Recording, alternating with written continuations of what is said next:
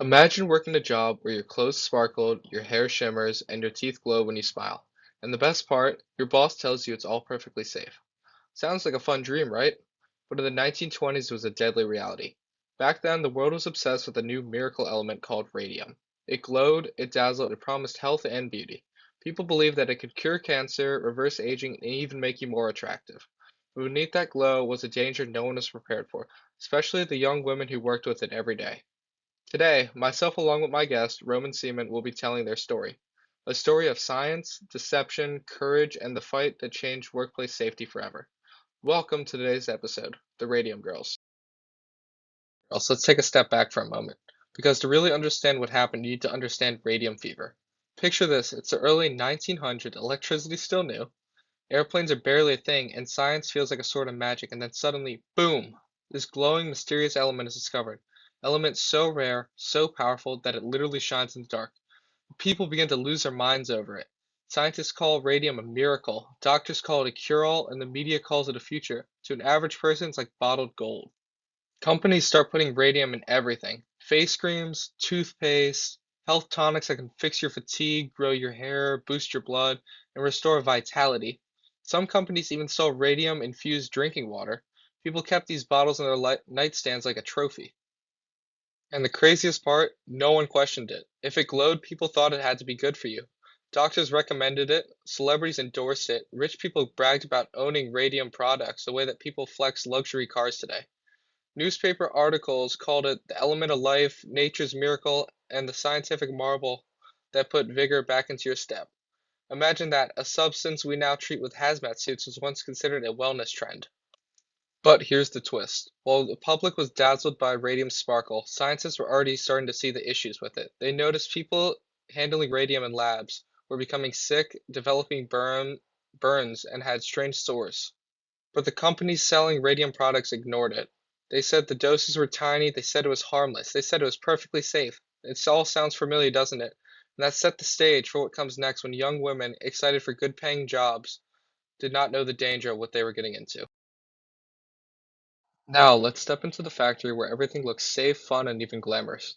Picture rows of teenage girls, sometimes just 15 years old, sitting at a long table under bright lights. They're painting tiny watch dials that glow a soft green. They laugh, they sing, it feels more like a school art room than a dangerous workplace. These girls are proud of their work. Their work helped soldiers in World War I read their watches in dark transit. And the pay is almost better than any job a young woman could get at the time. However, this pay came with an unaware danger, especially from the technique that the supervisors insisted that the girls used. They were told to use a lip dip paint technique where they would put the brush in between their lips to make it into a sharper point. So they did all day long this same technique, hundreds of times a day, and the manager said radium was harmless, even healthy. None of the girls even questioned it once.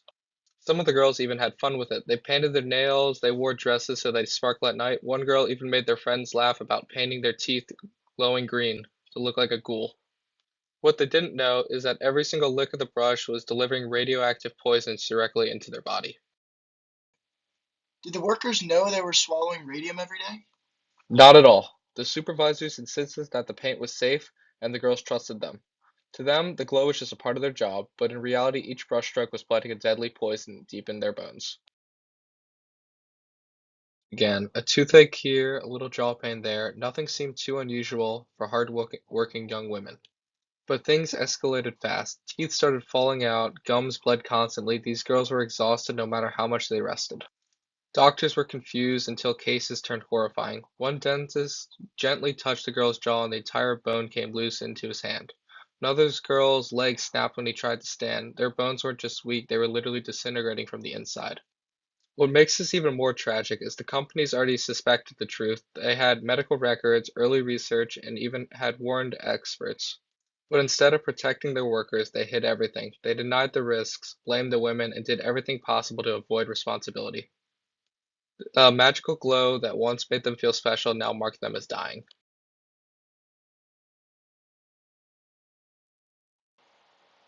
What was actually happening to their bodies? It started small, jaw pains, toothaches, anemia, but the radium slowly began to destroy their entire bones from the inside. Their jaws crumbled, their limbs weakened, and their bodies simply couldn't repair the damage. The radium was literally eating them alive. The story began to reach newspapers all across the country, and when the public heard what was happening, including teen girls dying, bones crumbling, and companies denying everything, outrage exploded. Suddenly, the glowing miracle of radium didn't seem so magical at all. But, like all evil corporations, they didn't give up easily. They hired experts to argue radium poisoning wasn't real. They delayed court hearings. They tried to discredit the women, saying they were sick for other reasons. But the evidence was overwhelming. The glowing clothes, their medical records, their graves literally glowed in the dark. There was no hiding it anymore. In 1928, five women so weak they could barely lift their hands to take the oath took their case to court. One of them, Grace Fryer, could barely stand upright, but she refused to back down. Even as her body failed, she fought so that no one else would suffer what her and her friends endured. The settlement they won wasn't large, but its impact was enormous. Their case pushed lawmakers to strengthen workers' rights, improve safety standards, and even help pave the way for OSHA. These women didn't just expose a tragedy, they changed the country.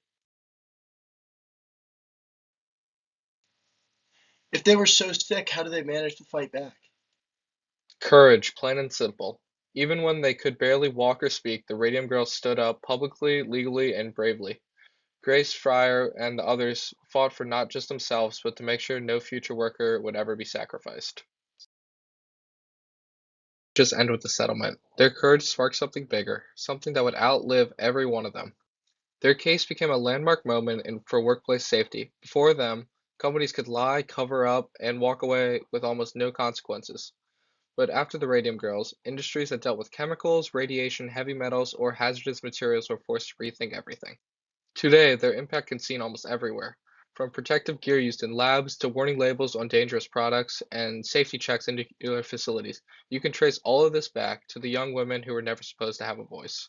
Their bravery proved that workers deserve transparency, protection, and accountability, and their story still echoes anytime we debate new technology or groundbreaking science. The real lesson that can be learned here is that progress without oversight is dangerous. In the 1920s, it was a radioactive paint. Today, it could be artificial intelligence, biotech, gene editing, or anything else that promises future but skips over risks. The Radium Girls remind us that innovation should never come with the cost of human lives.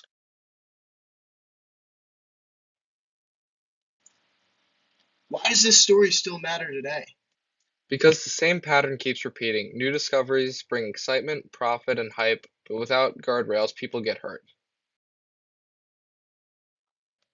The warnings of the Radium Girls matter now more than ever.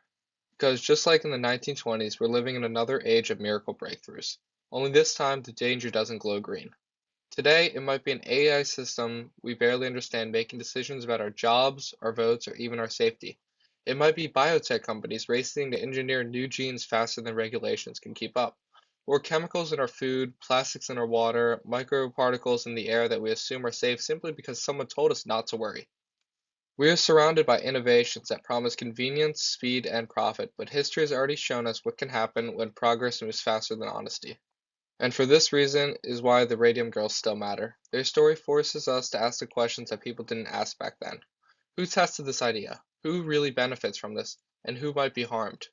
Because the next big danger may not sparkle or glow or seem frightening at all. It may look normal or just as harmless as a paintbrush. So the next time you see a product promising miracles or a new technology claiming it'll change everything, remember the Radium Girls. They were ordinary workers who trusted the system until the trust costed them lives. But their story didn't end in tragedy. Their bravery forced the world to confront the dark side of unchecked progress. Because of them, millions of workers today are safe. Thank you very much for listening to this story. If it moved you, share it with someone, because the Radium Girls didn't just fight for themselves. They fought so none of us would ever be left in the dark again. And please, maybe avoid anything labeled radioactive. Until next time.